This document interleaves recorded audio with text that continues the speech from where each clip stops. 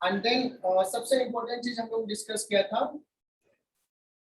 Work done bye a force, work done bye a force. ये कैसे define था बच्चों कि अगर कोई फोर्स है F और किसी पार्टिकल पे लग रहा है और जहां पे लग रहा है उस पॉइंट का डिस्प्लेसमेंट है d, है ना। तो वर्क डन जो डिफाइंड है dw, that is F dot ds, ठीक है ना।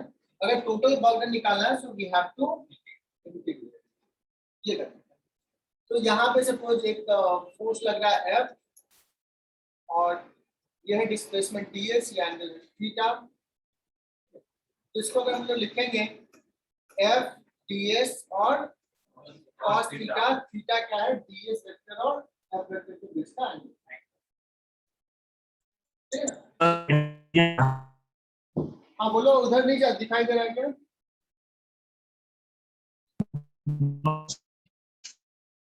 अभी दिखाई देगा, अभी क्लियर है, अभी क्लियर है। दिस इंप्लाइज हम लोग कुछ स्पेशल केस लिए थे बच्चों। फर्स्ट स्पेशल केस क्या है, एफ वेक्टर क्या है, कांस्टेंट। इन दैट केस अगर टोटल वर्क डन निकालना है तो एफ वेक्टर को हम बाहर ले सकते हैं बिकॉज़ एफ वेक्टर कांस्टेंट, और डॉट डीएस वेक्टर का इंटीग्रेशन। तो डीएस वेक्टर का इंटीग्रेशन क्या हो जाएगा, डिस्प्लेसमेंट एफ डॉट एस, है ना। इसी को हमने एक्सप्लेन करके लिखा था, क्या था ये एफ एस और कॉस,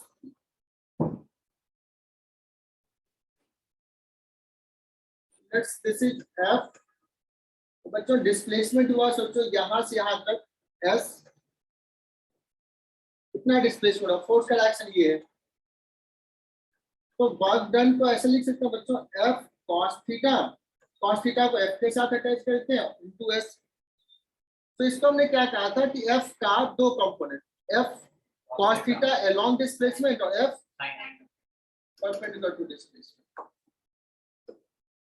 तो एफ का जो ये कंपोनेंट है ये क्या वर्क करेगा, इसको बोलेंगे एफ परपेंडिकुलर, और ये हो जाएगा बच्चों F parallel, which is F cos theta, है ना।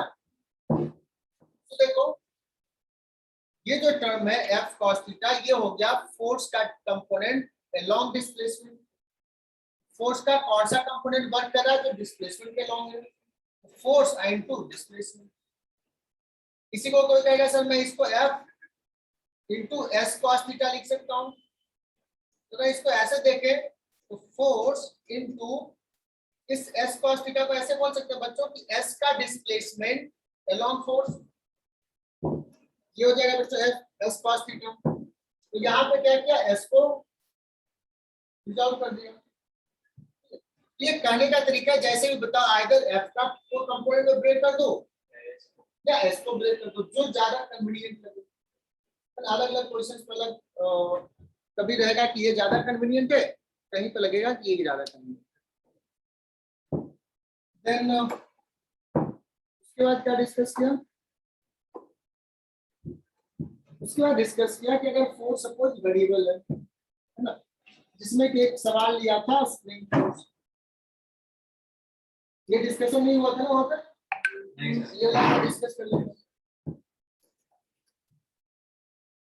तो स्प्रिंग है, ये सपोज रिलैक्स्ड लेंथ है। अब क्या कर रहे हैं, इसको हम ब्लॉक को पुल कर रहे हैं, ब्लॉक को पुल करें तो स्प्रिंग जो है फोर्स सीधा लगाएगा। तो सपोज ब्लॉक का हम लोग पुल कर चुके हैं ऑलरेडी एक्स से, और एक्स से थोड़ा सा डिस्टेंस और पुल कर dx। सो हमें ये निकालना है कि what is the work done, what is the work done for this displacement, छोटा सा डिस्प्लेसमेंट। ताकि हमारा काम ये है कि हमें टोटल वर्क डन निकालना, मेरा मेन टारगेट है टोटल वर्क डन निकालना। पर दिक्कत क्या होगी कि फोर्सेज जो है वो क्या है, वेरिएबल, अलग क्वेश्चंस में अलग है। तो हम लोग सिंपली F into S को नहीं लगा सकते, बिकॉज़ F लेंगे क्या, अलग क्वेश्चंस में अलग है। तो इस केस के लिए क्या करते हैं, हम इंटीग्रेशन का यूज करते हैं। इंटीग्रेशन में करते हैं तो एक छोटा सा डिस्प्लेसमेंट ले वर्क डन, ऐसे से जितने भी वर्क डन होंगे सबका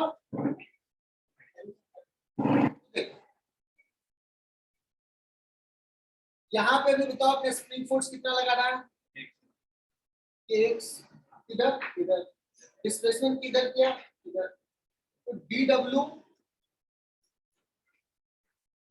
kx into dx cos कितना, थीटा कितना है 180 है, जस्ट अपोजिशन क्या हो जाएगा cos 180, इसलिए माइनस हो जाएगा बच्चों, है ना, हो जाएगा माइनस kx। ये तो वर्क डन हुआ इस छोटे से डिस्प्लेसमेंट के लिए, हमें तो ऐसे से डिस्प्लेसमेंट है, कहाँ काम हो रहा है, यहाँ हो रहा है, ऐसे जितने भी डिस्प्लेसमेंट है सारे डिस्प्लेसमेंट के लिए वर्क डन निकालना, सबको ऐड करना, तो क्या करेंगे, टोटल वर्क डन क्या आ जाएगा, अब यहाँ से देखो k कांस्टेंट है बच्चों बाहर, x dx का और लिमिट क्या पुट करेंगे, सॉरी साइन माइनस ये वाला, और कहां से कहां ले जा रहे हैं, जीरो से कोई भी डिस्टेंस x ले जाएंगे, तो जीरो से x, तो वर्क डन क्या हो जाएगा minus k x square by 2। ये वर्क डन किसका आया है, किसने वर्क किया, स्प्रिंग ने वर्क किया, क्या हुआ है डिस्प्लेसमेंट जीरो से लेकर के तो इलोंगेशन कहां से कहां किया है, जीरो से। ऑनलाइन वाले बच्चों आवाज सुनाई दे रही है, ऑनलाइन कांस्टेंट अलग का अलग होगा, एक सेकंड यार,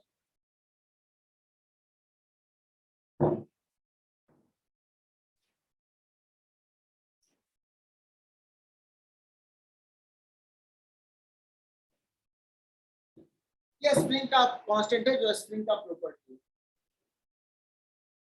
इसी केस में एक इंपॉर्टेंट चीज ये पढ़ाया था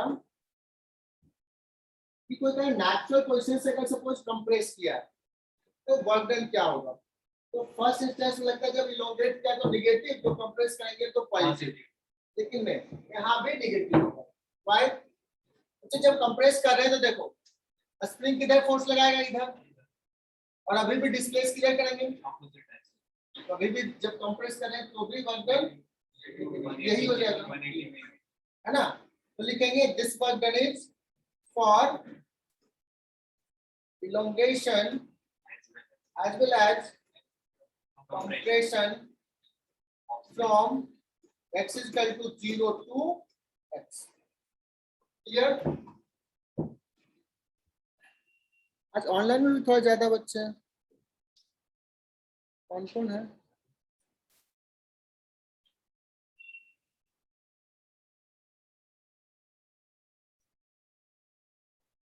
उतने ही है, दो से तो मैं ही हूँ।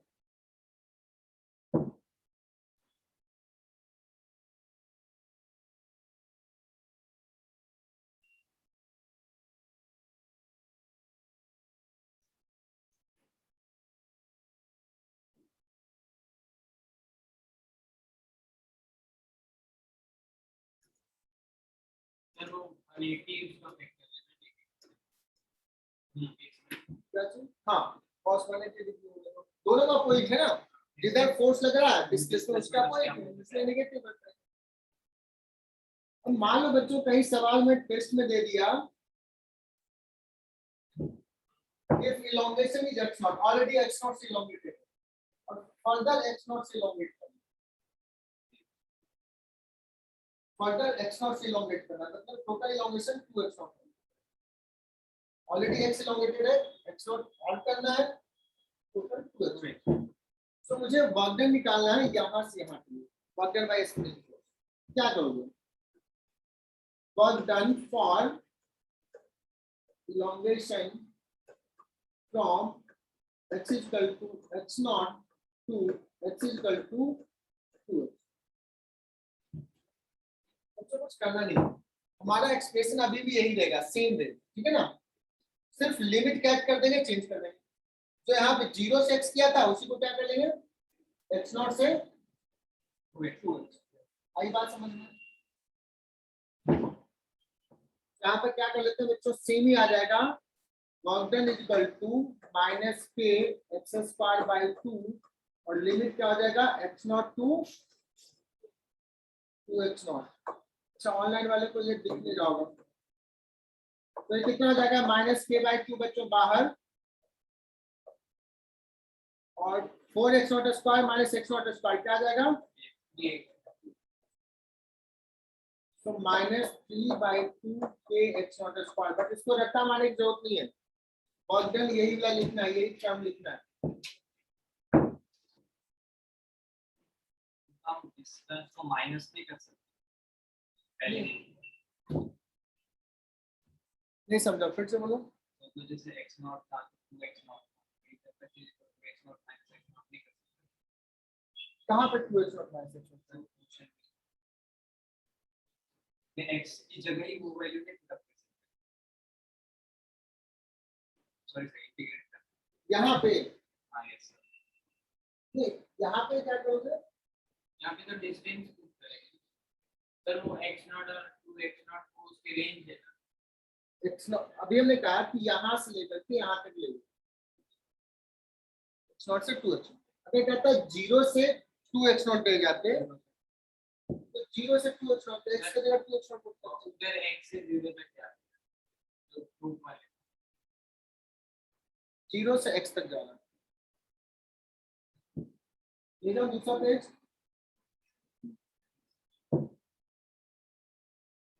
कंसेप्ट बच्चों ये है, और ये उसने सवाल ले लिया x0 से 2x0।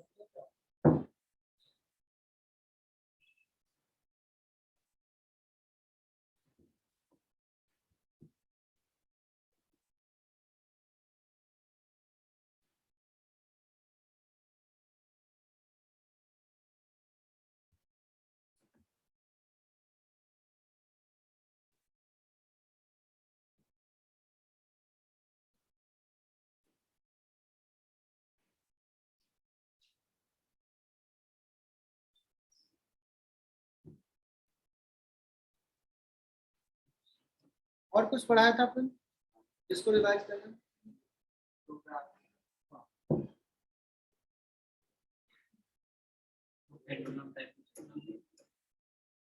Force versus position graph is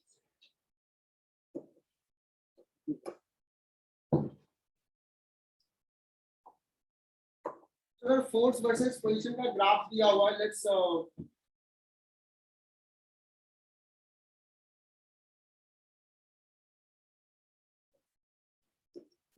x0 दिया हुआ है, 2x0 है, लेट्स 4x0 है ना,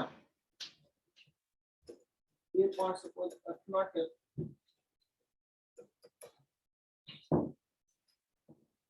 सवाल लीजिए कि बच्चों अगर एक फोर्स लगा अलग अलग पोजीशन पे, ये फोर्स का अलग अलग पोजीशन पे फोर्स का ग्राफ ये दिया हुआ है, तो what is work done by the force?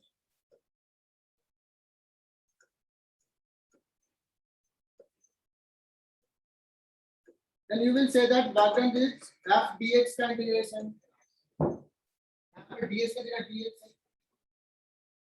हम लोगों ने कहाँ पढ़ा था, कैलकुलस में शायद पढ़ाया था, इंटीग्रेशन पढ़ाते थे, y dx का इंटीग्रेशन क्या होता है, area under the curve.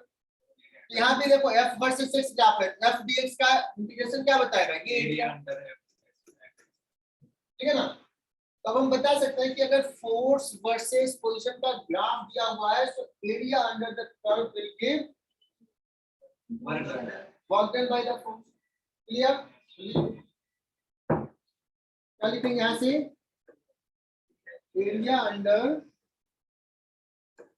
f versus x, f versus position graph will give work done by the force. तो एग्जांपल ले लिया बच्चों, ये दे भी दिया ग्राफ। मैं पूछूंगा find work done by the force और displacement x is equal to 0 तो 4x नॉट।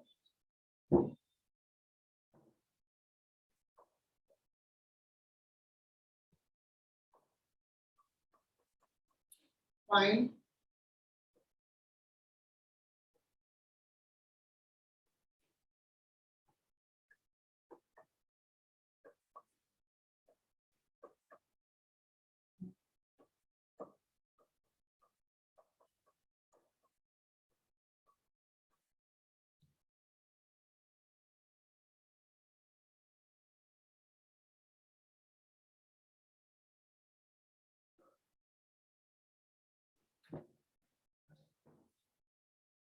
तो आसान सा सवाल है, निकालो।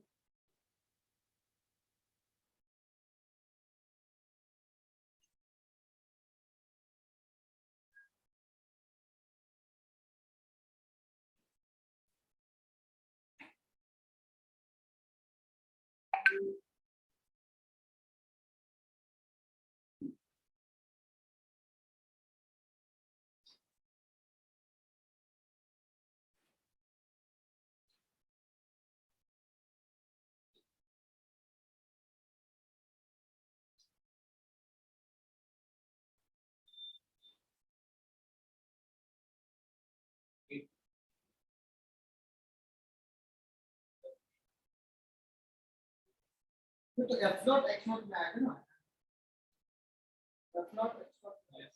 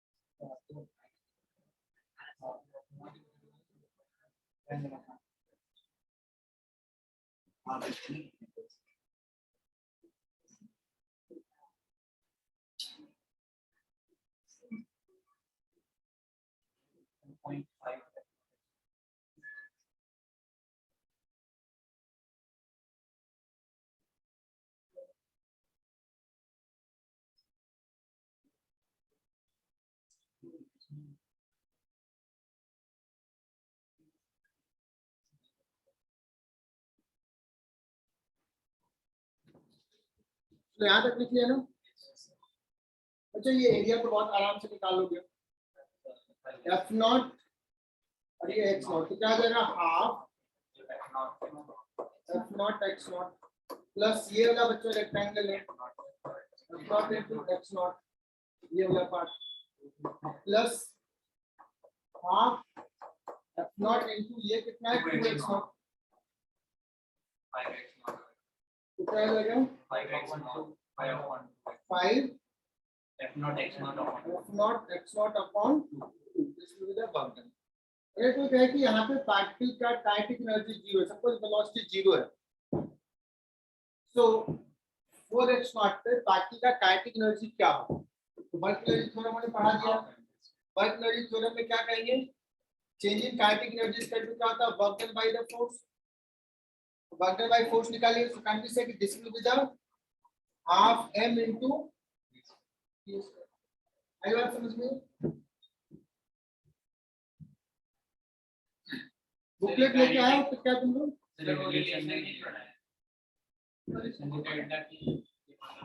ये पढ़ा है?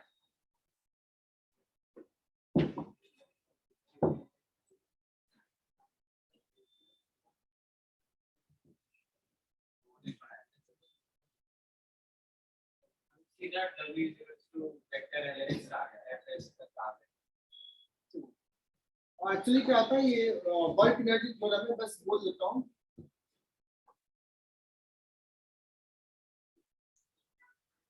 वर्क एनर्जी, ये स्टेटमेंट बोल देता हूँ बच्चों. कोई भी पार्टिकल पे जितने भी फोर्सेस लगे हैं, सारे फोर्सेस का वर्क डन लिखोगे तो वो क्या हो जाएगा, चेंज इन काइनेटिक एनर्जी के बराबर हो जाएगा. Work done by force 1 plus work done by force 2 plus so on. ठीक है ना. तो इसी को कहेंगे work done bye resultant force, Summation of work done. तो ऐसे लिखते हैं. ये स्टेटमेंट में लिखा है, लिख लो. वर्क एनर्जी थ्योरम इसको बोलते हैं. Change in kinetic energy equal to work done by all, या किसी के नोटबुक से देख करके लिख लो.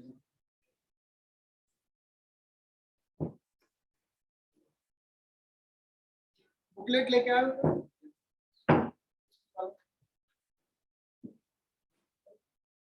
सवाल इससे कर लेते हैं.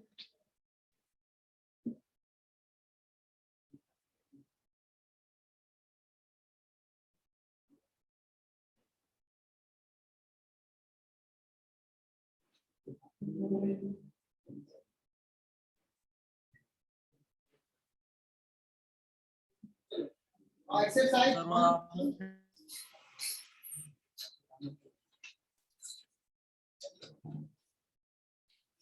एक्सरसाइज 1 का निकालो. कौन सा पार्ट 1 पहले.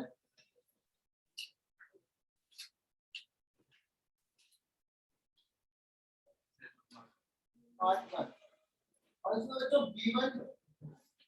B1 पहले सॉल्व करो.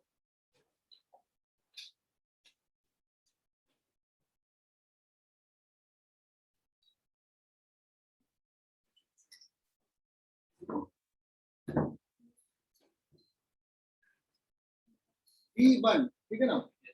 Work by variable force. तो तुम लोग आज जाकर के ना वर्क बाय कांस्टेंट फोर्स का सेक्शन, मतलब section A and section B दोनों कंप्लीट करोगे आज में, सारे बच्चे. तीनों पार्ट. हाँ, तीनों पार्ट का. Section A part 1 part 2 part 3 का. इसमें कि B1 ले रहा हूँ. B1 में कह दिया बच्चों की एक F है जो दिया हुआ है, तो देखो तो 3x square square minus 2x plus 7. और क्या कर रहा है, डिस्प्लेसमेंट क्या हो रहा है, As in like 0 to 5. x equal 0 to x equal to 5. बताइए फोर्स कैसा है, कांस्टेंट या वेरिएबल. फोर्स वेरिएबल है. तो उस केस में क्या करेंगे, f डॉट s के जगह पे f डॉट dx लिखेंगे. f dx का इंटीग्रेशन और लिमिट पुट कर देंगे 0 टू 5. बहुत सिंपल है, निकालो.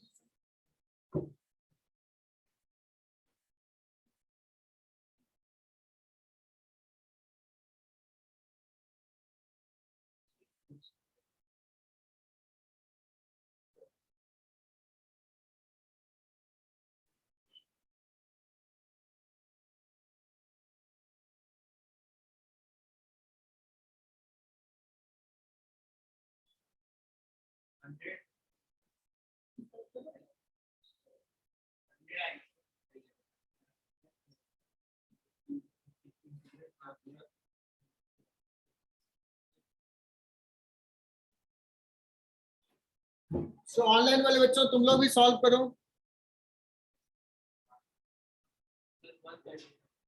प्रथमेश सोनावने कनेक्टेड तो है बट ऑडियो उसका नहीं कनेक्टेड है.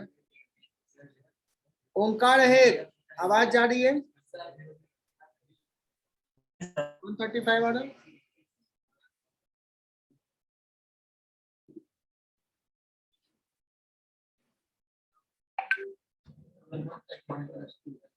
देखो 3x स्क्वायर, तो 3 तो बाहर ले लिया. x स्क्वायर का होता है बच्चों x cube upon 3 minus 2. x का होता है बच्चों x स्क्वायर बाई 2 प्लस 7. 1 का होता है सिंपली x. लिमिट पुट कर देंगे 0 टू 5. तो बहुत ही आसान है, x cube minus x square plus 7 0 से 5 तो ये हो जाएगा बच्चों 125 माइनस 25 प्लस 7x है ना, कितना हो जाएगा 135 है ना। चेक करो तो B1 हो जाएगा, B2 हो जाएगा बच्चों, लेकिन B3 या B4 कौन टफ है तो वो मैं कर लेता हूँ, B4 मैं कर रहा हूँ।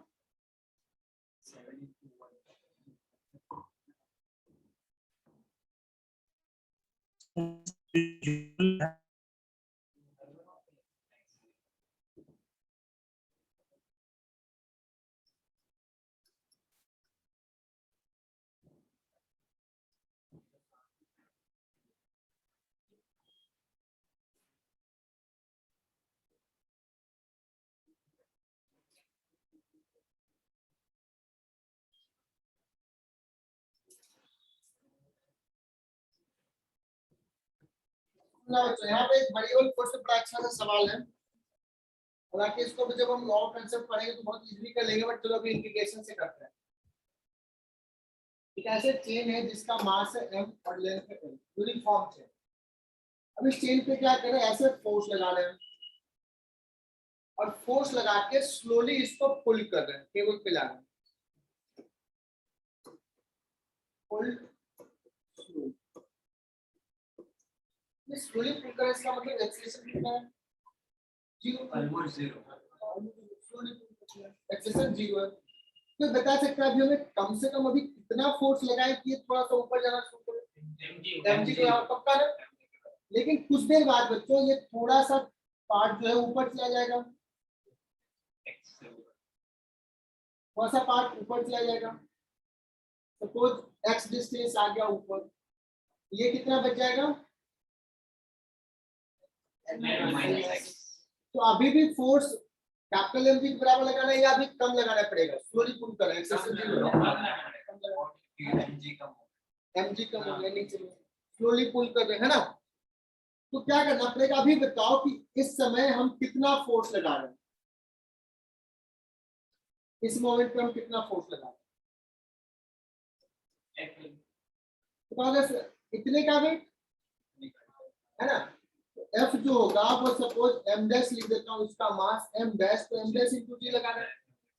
अब मेरा टारगेट इतने का मास लिखना है, तो सो हम बताना मुझे कि L लेंथ का मास है m, तो यूनिट लेंथ का मास कितना होगा,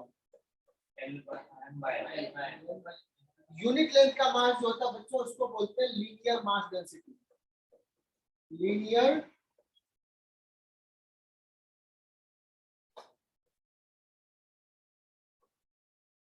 linear mass density. Concept clear? ये लीनियर का मतलब एक यूनिट लाइन पे कितना, इसको जनरली लैम्डा से डिनोट करते हैं। यहाँ पे लैम्डा क्या है, m/l। मुझे कितने का मास लिखना है, l माइनस x लेंथ का, तो यूनिट लेंथ का मास है m/l, तो l माइनस x लेंथ का कितना होगा। कैन वी से बच्चों कि ये f जो है इतना है, यस सर, है ना। पूछा बच्चों की जो फोर्स हम स्लोली पुल कर रहे हैं, तो यहाँ से पूरे चेन को ले आए टेबल पे, तो एक्सटर्नल फोर्स ने कितना वर्क किया है, ठीक है। तो एक बार फिर से सवाल पढ़ो, मैंने समझाने की कोशिश किया, पहले सवाल को समझो क्या है, मैंने समझा दिया है, but still read the question and understand this. आया समझ में कि एक चेन था उसको स्लोली पुल किया है, तो चूंकि फोर्स में वेरिएबल लगाना पड़ेगा, तो हमने क्या किया, किसी एक्स लेंथ पुल कर लिया तब फोर्स निकाल लिया। अब क्या करना है इसमें, यहाँ से छोटा सा डिस्प्लेसमेंट यहाँ से यहाँ ले गया, कितना तो कितना वर्क करना पड़ेगा, एफ डी एक्स वर्क करना पड़ेगा बच्चों, इसको इंटीग्रेट करना है। और एक्स कहाँ से कहाँ वेरी करेगा, पहले जीरो लेंथ यहाँ पे था ऊपर और लास्ट में पूरा लेंथ आ जाएगा, तो 0 to l, यही है ना। f का वैल्यू पुट कर देते हैं यहाँ से,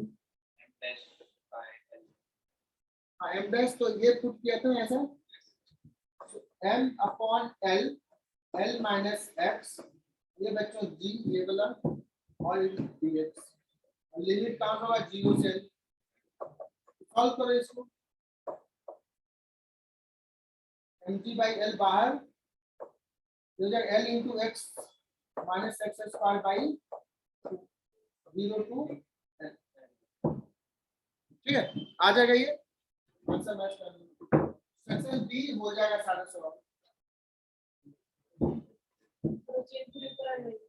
चेन पूरा आ जाएगा चेन फिर ऐसा हो जाएगा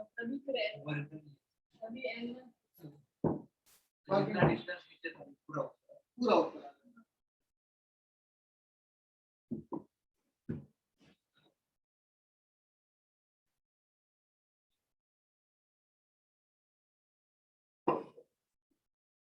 हमें डिस्टेंस डिस्प्लेसमेंट हमेशा किसी रेंज में दिया होता है जैसे 5 हाँ कहीं कहीं कोई रेंज रहेगा आगे बढ़ो मीटर नीचे आगे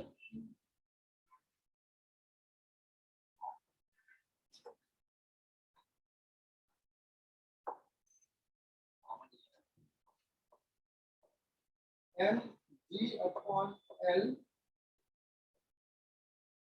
l पुट करोगे तो बच्चों हो जाएगा l square minus l square by 2 और बाद में तो सब जीरो रह जाएगा हो जाएगा m g l square by 2 एक l चला जाएगा divide by 2 this is your final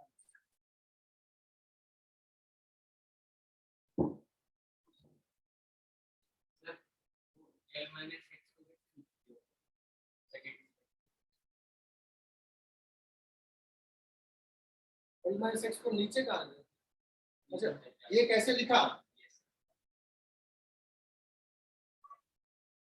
ये l dx है l dx से क्या आ जाएगा l into x l बाहर और x dx और x dx का इंटीग्रेशन x स्क्वायर बाय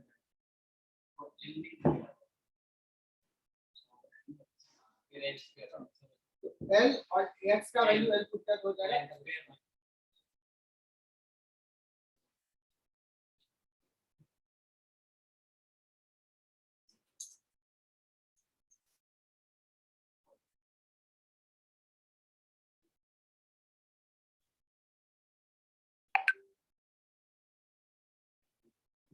आगे बढ़े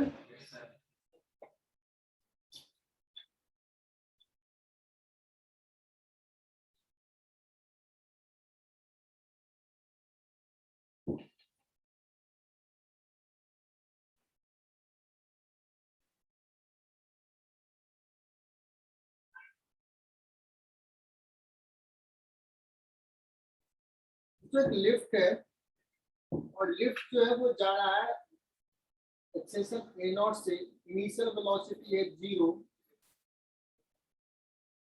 ठीक है and lift starts going up with acceleration हमने जब लास्ट क्लास पढ़ाई थी तो हमने बताया था जो वर्क के बच्चों को वर्क किसी फोर्स का वो फ्रेम पे डिपेंड करता है या फ्रेम से इंडिपेंडेंट है डिपेंड करता है फ्रेम पे डिपेंड करता है और काइनेटिक एनर्जी किसी भी बॉडी का फ्रेम से डिपेंडेंट है या फ्रेम पे इंडिपेंडेंट है kinetic energy of the body kinetic energy of the body frame dependent और फ्रेम इंडिपेंडेंट पढ़ाया था फ्रेम पे डिपेंड करता है ना ये ब्लॉक अभी मैं देख रहा हूँ रेस्ट में काइनेटिक एनर्जी और एक कार से इधर जा रहा है उससे देखी जाती है क्या दिखेगा मूव करते तो उसमें काइनेटिक एनर्जी है ना डिस्कस किया था फ्रेम डिपेंडेंट है काइनेटिक एनर्जी वर्क डन चलो और न्यूटन्स लॉ में शायद मैंने बताया होगा कि फोर्स जो है वो फ्रेम इंडिपेंडेंट है ये न्यूटन्स लॉ में पढ़ा है फोर्स जो है वो frame independent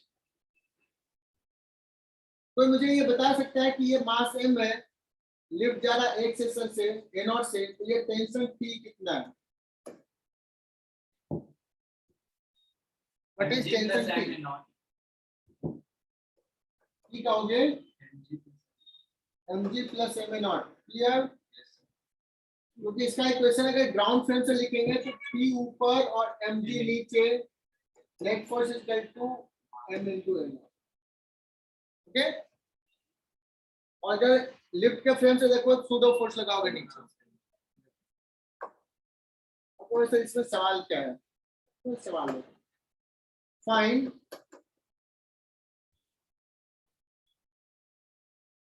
work done by tension on the block in time t is equal to 0 to any time t.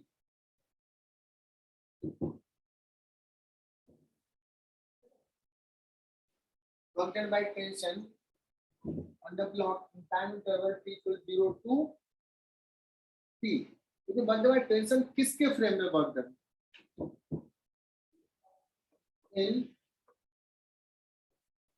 Ground frame. ये सवाल है. टेंशन ने ग्राउंड फ्रेम में ब्लॉक पे कितना वर्क किया है? अगर उसके फ्रेम से देखते तो डिस्प्लेसमेंट 0 हो जाता यस. निकाल ही ना पाते. तो निकाल नहीं पाते, बोलते 0 होगा वर्क. 0 होता है. तो बच्चों अभी हमने ग्राउंड फ्रेम से देखा, तो बताओ ग्राउंड फ्रेम से ये पॉइंट डिस्प्लेस हुआ है कि नहीं? Yes, why? ग्राउंड फ्रेम से. ग्राउंड में बैठा आदमी क्या देखेगा? ब्लॉक ऊपर चला गया, यहाँ से यहाँ चला गया, तो कितना डिस्प्लेस गया है? एस जो है half a not T square. और ये फोर्स कैसा है? कांस्टेंट है, इतना फोर्स है, तो वर्क डन कितना हो जाएगा? M g plus a nought into displacement. Force into displacement half a nought into t square. Is it clear? लेकिन अगर यही अभी किसी ने बताया, बहुत अच्छा बताया सर ग्राउंड फ्रेम में वर्क डन पूछा तो ये, लिफ्ट के फ्रेम में अगर वर्क डन पूछा तो लिफ्ट के फ्रेम में वर्क डन 0 हो जाएगा टेंशन का, बिकॉज लिफ्ट में बैठा आदमी देखा ये पॉइंट तो मूव भी नहीं कर सकता, फोर्स तो लग गया बट मूव. तो अभी हमने एक एग्जांपल देखा क्या कि टेंशन का एक वर्क डन ग्राउंड फ्रेम में कुछ होगा बट लिफ्ट के फ्रेम में 0. Work done is frame dependent point. Work done by force is a frame dependent point. आगे बढ़े. ये मिट गया थोड़ा सा.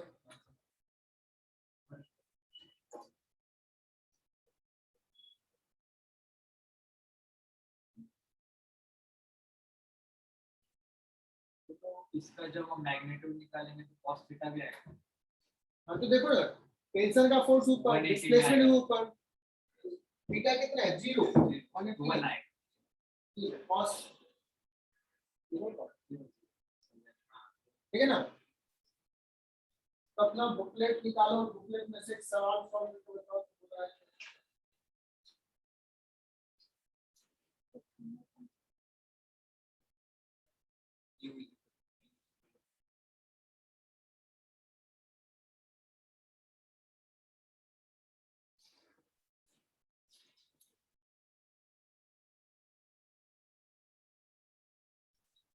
A6 देखना पार्ट 2 का.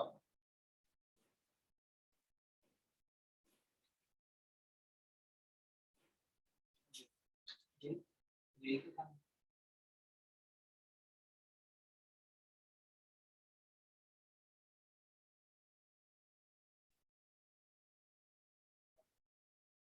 तो ये आज ही तुम लोग जाके हमने करा दिया, section A section B complete करोगे. तो ग्राउंड से स्पेस में 2 टाइम लिफ्ट के अंदर बैठ बाहर से मैं अंदर देखे तो 0 हो जाएगा. अगर कुछ नहीं दिया हुआ तो किसका फ्रेम में वर्क करने का काम.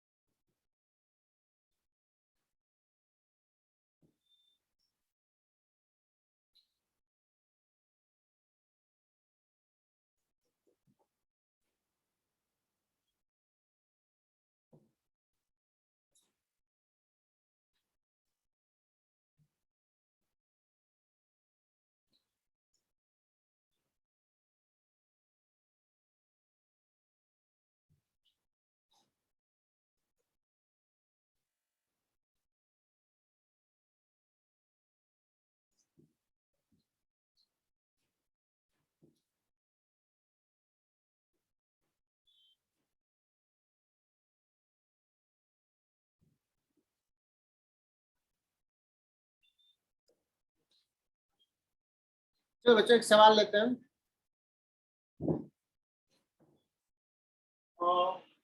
ये सरफेस है, दिस इज रफ सरफेस, और एक स्प्रिंग है, स्प्रिंग कांस्टेंट कुछ के है,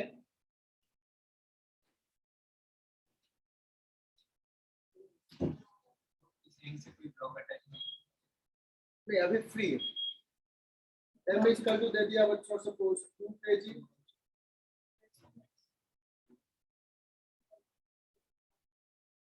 and it has given some velocity, let's v naught,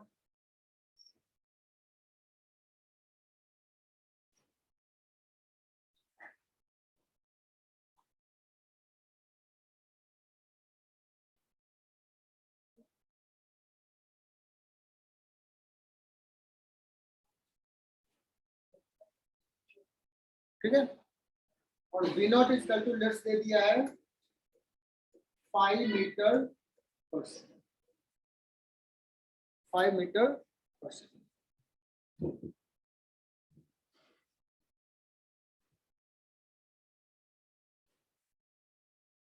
ये अच्छा सा सवाल है बच्चों, इसमें वर्क एनर्जी थ्योरम का कांसेप्ट है।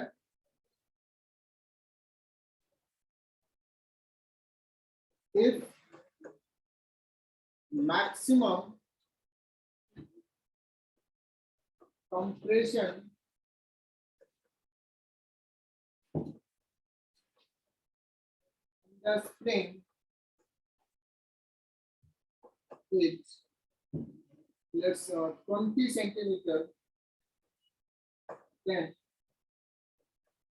find spring constant K। भी अच्छा सा सवाल बच्चों, जेई मेन लेवल का सवाल।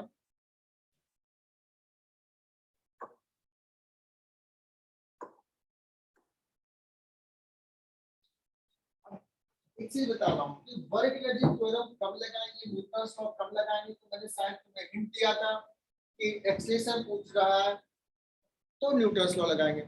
कभी पूछा जाए कि नहीं यहाँ पे वेलोसिटी ये है, किसी दूसरे पॉइंट पे वेलोसिटी क्या होगा, कब ये रुकेगा, तो उस केस में हम लोग वर्क एनर्जी थ्योरम यूज करना प्रेफर करेंगे। ठीक है, तो देखो बच्चों क्या कहा है, सारे बच्चे सुनना। ये ब्लॉक अभी यहाँ पे वेलोसिटी दे दिया 5 मीटर पर सेकंड, ये डिस्टेंस कितना दे दिया 1.8 मीटर। ये जा रहा है आगे और जा रहा है, एक समय ये यहाँ पहुंचेगा। हालांकि काइनेमेटिक्स से निकाल सकते हैं, इसका कुछ वेलोसिटी होगा यहाँ पे, इसका कुछ वेलोसिटी होगा यहाँ पे। हाँ अब देखो मैंने डेटा कुछ ऐसा सेट किया कि यहाँ तक नहीं रुकेगा, चेक कर सकते हैं। अगर सोचो ये स्प्रिंग नहीं होता कितना दूर जाकर रुकता, can you find v square minus u square that is equal to 2s। तो अगर मैं फाइनल वेलोसिटी का 0 इनिशियल वेलोसिटी का दिया 5 square that is equal to 2, इसमें एक्सेलरेशन कितना होगा u जी, हां फ्रिक्शन है, फ्रिक्शन पड़ चुका ना, तो फ्रिक्शन पीछे लगेगा, एक्सेलरेशन पीछे मतलब वेलोसिटी का अपोजिट है, तो माइनस तो u जी तो 1 into s, तो कितना देर में रुकेगा 25/2 मतलब कितना 12.5 मीटर चलता है। अभी तो कितना चला है, अभी रुका नहीं होगा, ये अभी और आगे जाएगा। बच्चों जैसे ही आगे गया तो स्प्रिंग क्या होगा, कंप्रेस होगा, स्प्रिंग क्या लगाएगा, वेलोसिटी और कम होगा। जैसे ही से जो आगे जा रहा है ब्लॉक, स्प्रिंग और ज्यादा फोर्स लगा रहा है, वेलोसिटी उसका और ग्रेटर रेट से कम होगा, डिस्प्लेसमेंट ज्यादा होगा। और पूछा है मैक्सिमम कंप्रेशन, तो जब तक इधर जा रहा है तब तक ये कंप्रेस हो रहा है, कंप्रेशन मैक्सिमम कब होगा, आई बात समझ में। तो लिखो कंसेप्ट क्या हो जाएगा बच्चों सॉल्यूशन में, कि compression will be maximum at the moment block velocity becomes, लिखो। ये चैप्टर जो है बड़ा इंपॉर्टेंट चैप्टर है। Compression will be maximum when block's velocity becomes 0.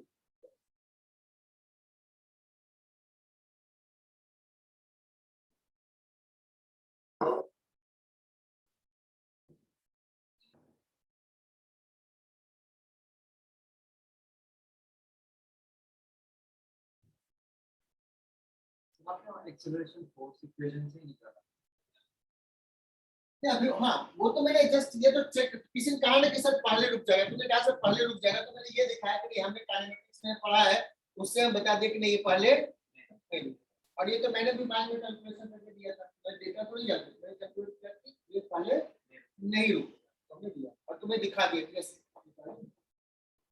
तो अभी इसकी कैलकुलेशन की जरूरत नहीं, तुम्हें नहीं जरूरत है, जिसने क्वेश्चन सेट किया उसको जरूरत है करने का।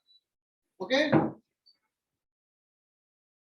चलो बच्चों, तो मान लिया ये क्या दिया हुआ है कि ये रुक गया, तो ये कितना डिस्टेंस पे रुका है,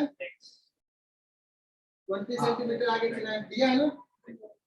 मतलब ये ब्लॉक इफेक्टिवली यहाँ से 1.8 मीटर चला और 20 सेंटीमीटर और चला, टोटल कितना चला है 21.8। ठीक है। तो क्या करते हैं हम लोग ना, ये पोजीशन और इस पोजीशन के बीच में वर्क एनर्जी थ्योरम लगाते हैं। क्या लगाते हैं, वर्क एनर्जी। तो लिखो applying work energy theorem between initial position and final position, that means at maximum compression.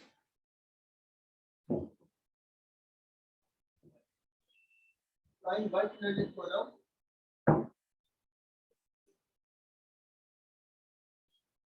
work energy theorem between initial position and at maximum compression.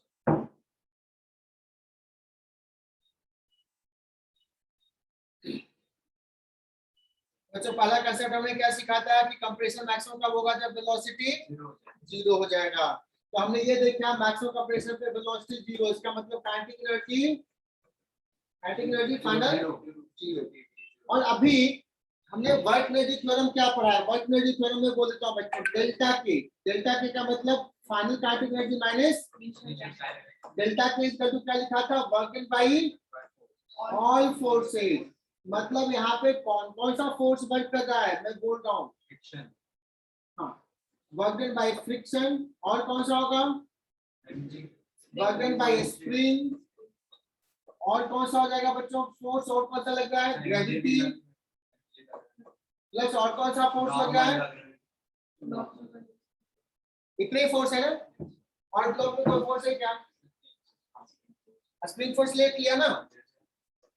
बोलो बच्चों स्प्रिंग का फोर्स लगेगा, फ्रिक्शन लगेगा, नॉर्मल लगेगा और sorry MG लगेगा, सारे forces लिख लिया। तो पिछले क्लास में हमने ऐसे बताया था ये नॉर्मल का वर्क डन कितना होगा, जो हम बताओ नॉर्मल का वर्क डन जीरो क्यों होगा, सोम जीरो। हाँ वो बताना ये चाह रहा है कि सर नॉर्मल इधर है और डिस्प्लेसमेंट इधर है, दोनों के बीच में एंगल कितना है, तो work done zero. Work done bye MG कितना है इस पर्टिकुलर केस में जीरो, क्योंकि एमजी इधर है और डिस्प्लेसमेंट इधर। तो ये हो गया बच्चों जीरो। कौन कौन सा, ये जीरो और ये अच्छा, केएफ क्या है final kinetic energy zero, initial कितना है जीरो, फाइनल भी जीरो, इनिशियल भी जीरो। तो इसी को अगर मैं लिखूं बच्चों तो क्या क्या हो गया, क्या बच गया, अच्छा सॉरी इनिशियल क्या है half m v naught square, sorry initial है, फाइनल जीरो। तो क्या इक्वेशन हो गया बच्चों यहाँ पे माइनस हाफ एम हो गया बच्चों कितना है 2 5 square, this is equal to work done by friction. Friction कितना लग गया है minus mu mg mu into 2g है ना, लेकिन फ्रिक्शन किधर लग गया है अपोजिट डायरेक्शन नेगेटिव आएगा, पीछे लग रहा है, डिस्प्लेसमेंट किधर हो रहा है, तो वर्क डन क्या हो जाएगा बच्चों फोर्स इनटू डिस्प्लेसमेंट, कितना डिस्प्लेसमेंट हुआ है 2 मीटर।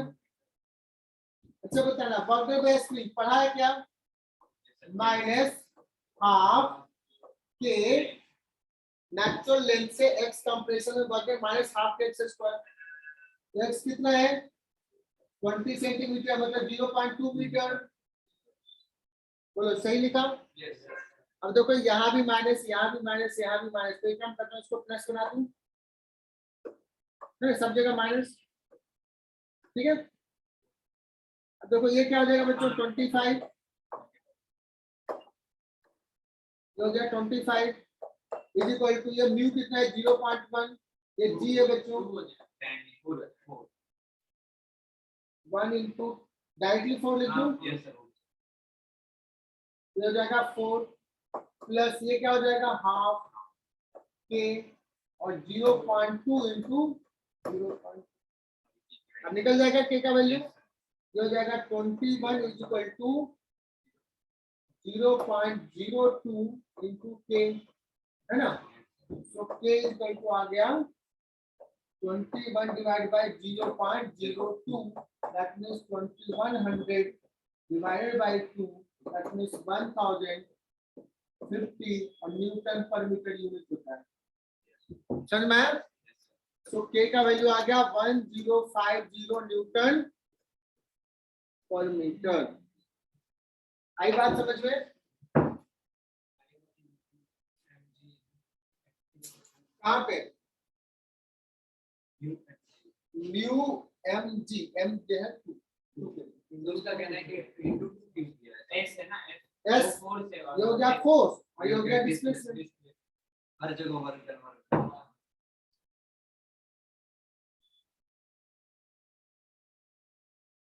ऑनलाइन वाले बच्चों आवाज नहीं जा रही है क्या? आज सब निकल गया ऑनलाइन वाले.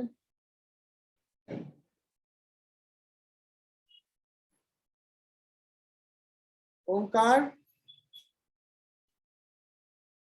Neeraj, yes sir.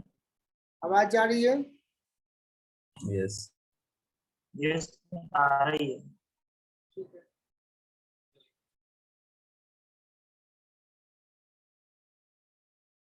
ये बच्चों अच्छा जो सवाल हुआ इसको समझ लो अच्छे से.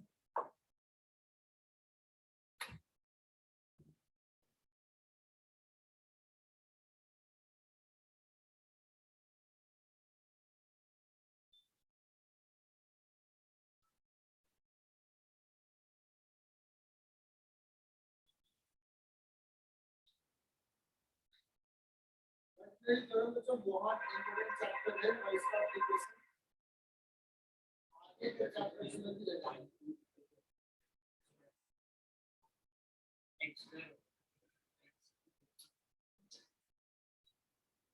एक्सेस पर है, एक्स कितना है 20 सेंटीमीटर. तो मैं यूनिट लिखता है इसका मीटर में.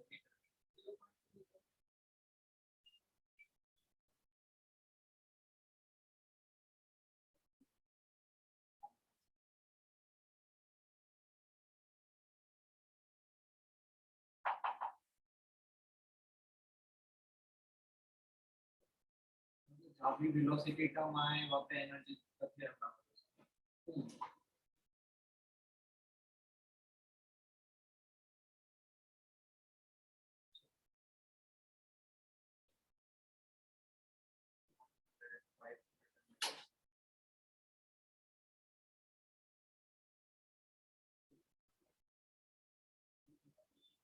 ठीक है.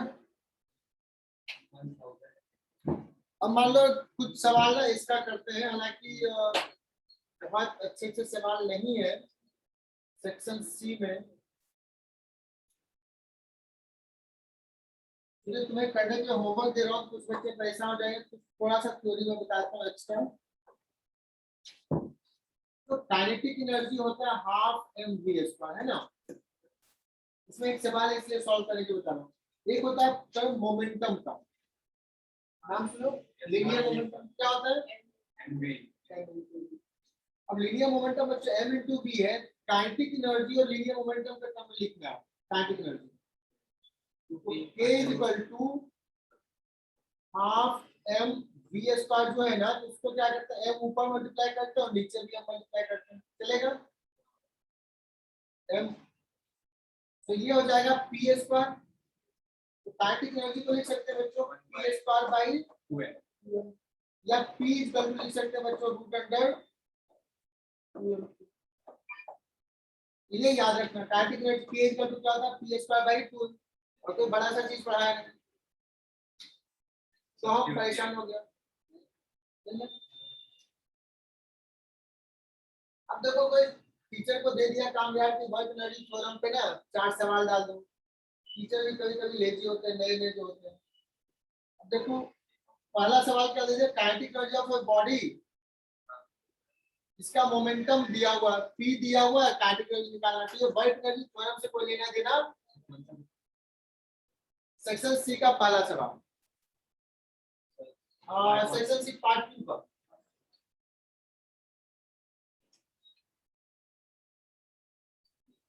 इसको वर्क एनर्जी थ्योरम से कोई लेना देना नहीं है, ये कर लोगे ना। ये फॉर्मूला लगेगा फर्स्ट सवाल के लिए, P/2M। अब दूसरा सवाल देखो बच्चों, सेकंड सवाल। सेकंड सवाल भी ना वर्क एनर्जी थ्योरम पे बेस्ड नहीं है, ज्यादा नहीं है। क्या है, पार्टिकल है जो रेस्ट में है, उस पर एक फोर्स लगा है F, एक फोर्स लगा है F। करा उसका काइनेटिक एनर्जी t टाइम बाद कितना होगा, काइनेटिक एनर्जी t टाइम बाद कितना होगा। तो ये तो न्यूटन लॉ का सवाल हो गया बच्चों। एक्सेलेरेशन क्या हो जाएगा,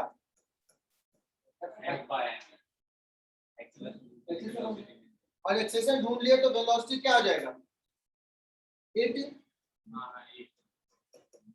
F/m इंटू t। तो काइनेटिक एनर्जी कितना हो जाएगा, half m into v square, f square by m square into t square. ये t है, क्या हो जाएगा f square t square by, बताओ यहाँ पे कहीं पे वर्क एनर्जी थ्योरम लगा दिया, तो जिसने भी ये बनाया हो क्या ही यार काम कर। चलो, तो ये पहला दो सवाल है, सवाल है बट वर्क एनर्जी थ्योरम से रिलेटेड। तो आगे बढ़े, C3 का बुकलेट ले लिया मैंने।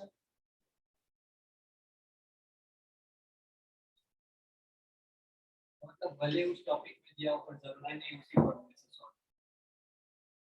ये तो सिंपल, और फिर दूसरे फॉर्मूला से इसको, हालांकि जैसे ये जो अभी दिया ना वर्क एनर्जी थ्योरम का, देखो बताता हूँ।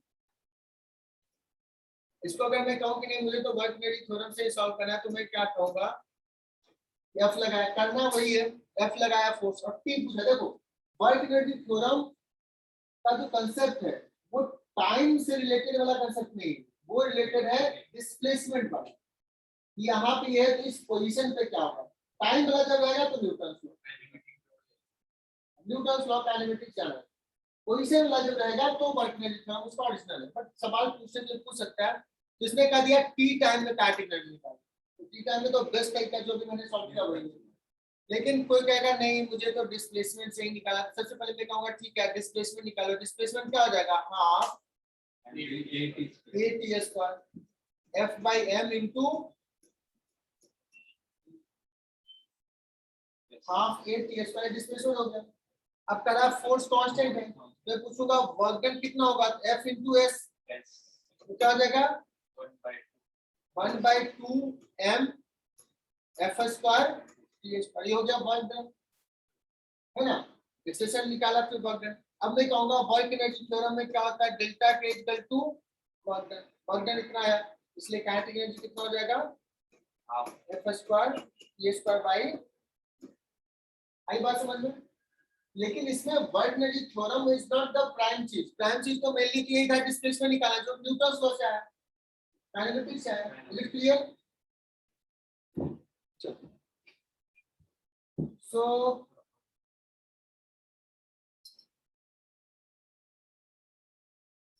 लोग आगे बढ़ते हैं। सर नेक्स्ट लेक्चर भी हमारा, हाँ बोलो, आवाज नहीं आ रही है। सर नेक्स्ट लेक्चर भी हमारा भी। अच्छा टाइम हो गया क्या, ठीक है यार चलो।